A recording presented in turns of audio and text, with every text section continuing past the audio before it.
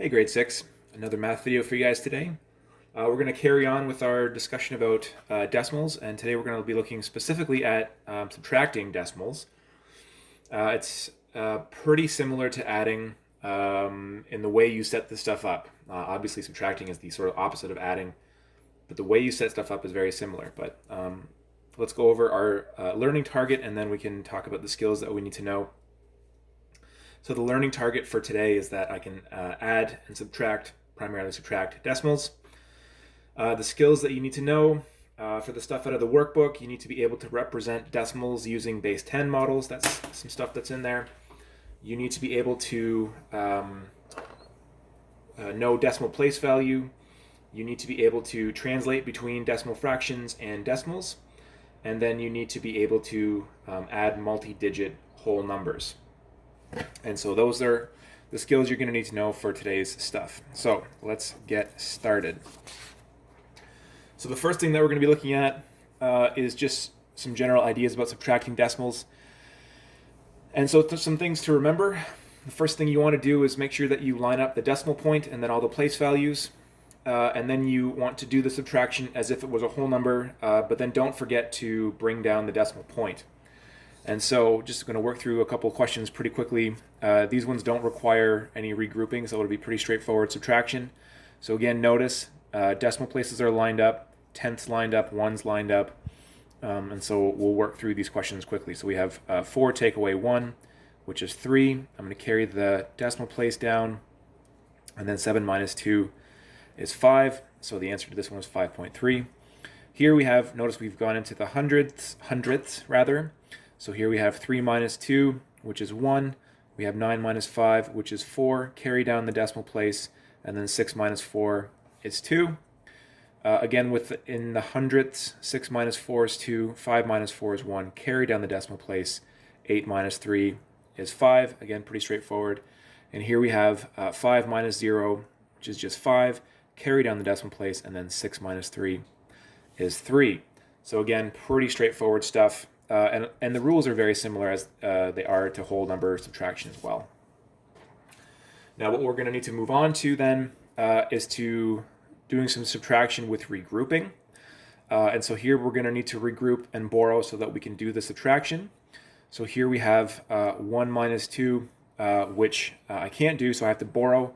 So I'll cross this out, turn this into a 1, and then I'll make this into 11.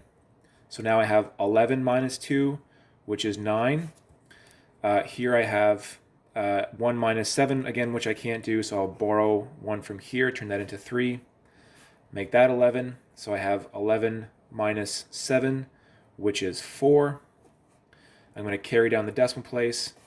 I have 3 minus 7, which I can't do, so I will borrow 1 from here, make that into 13. So I have 13 minus 7, which is 6, and then the 5 just comes down. Okay, so I've done my borrowing. I've done my borrowing from a lot of numbers.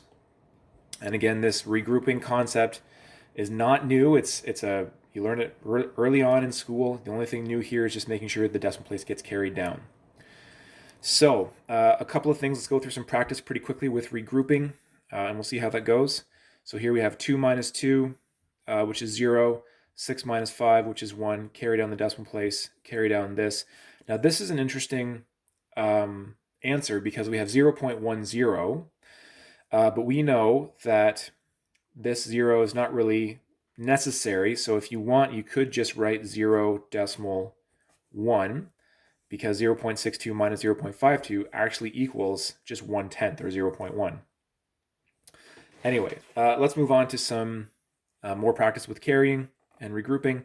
So here we have 1 minus 4, which we can't do, so we'll borrow. That turns into 6. That becomes 11. So we have 11 minus 4, which is 7, and then 6 minus 4 is 2. Decimal place, leading 0. We have 7 minus 9, so I have to borrow from the 3. That becomes 17, so 17 minus 9 is 8. And then 2 minus 2 is just 0. Carry down the decimal, keep the leading 0. And then lastly, 34.85 minus 0.68. So I have 5 minus 8, which I can't do, so I'll borrow from here, 7. That becomes 15, so 15 minus 8 is 7. 7 minus 6 is 1. Carry down the decimal, and then that 4 and 3 stays the same.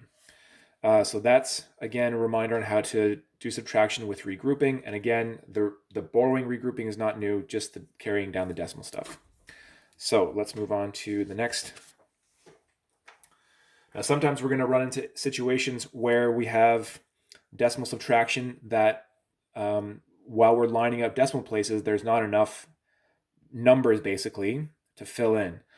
And so here's how we do that. So the title of this piece of paper is Subtracting Decimals with Different Numbers of Digits to the Right of the Decimal Point. And what we can do is when we end up with this kind of situation, we can add in a 0 and then do our subtraction, because we know from previous videos that 0.45 is the same thing as 0.450. They represent the same thing. So now we can do our subtraction. So we have 7 minus 0 is just 7. And here we have 8 minus 5 is 3. 9 minus 4 is 5. Remember to carry down the decimal place, and then 1 minus 0 is still 1. So some extra practice here. Again, we just add in the 0. So we have 5 minus 0, it's just 5. 8 minus 6 is 2. Carry down the decimal place, the decimal point. And then 4 carries down, and then 3 carries down. So that stays the same. Here we have a couple of examples where the top number does not have any decimals. Now what we can do with these whole numbers is we can actually put a decimal after that and then add in the numbers here. Add in the zeros. So this is like 2.00 minus 0.52, because 2.00 is the same thing as 2. And so we have to borrow all the way from over here. So then that becomes 10. We got to borrow from there yet. So that becomes 10. So then I have 10 minus 2, which is 8.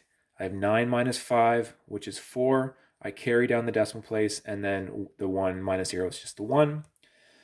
So likewise here, I have 10 minus 2.413. I can add in like that, and I can still do my subtraction. I got to borrow all the way from the 0 here, or from the 1 here. So then that becomes 10, but then I got to borrow, so that becomes 9. That goes from 10 to 9. That goes from 10 to 9, and that becomes 10. That's a pretty crazy bit of regrouping I've needed to do to get this one all the way basically over here. But now I end up with 10 minus 3, which is 7. 9 minus 1 is 8. 9 minus 4 is 5. Again, carrying down the decimal point, and then 9 minus 2 is just 7. Okay, and so my answer overall is 7.587. Okay, so that's what I can do when I subtract decimals with different numbers of digits to the right of the decimal point. Lastly, what you're going to be asked to do in the workbook is work on some word problems involving decimals. And so there's a sample problem here. It says that Sam made a 0.8 liter milkshake by adding ice cream to 0.67 liters of milk. How much ice cream did he add? And then again, what I've given you here is just a reminder. We've talked about this before, but the cubes method. Cubes is an acronym to solve word problems.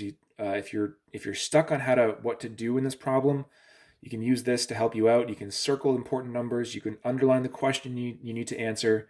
You can box any key math words. You can evaluate and eliminate any unnecessary information, and then you can solve and then double check. This is a pretty straightforward word problem.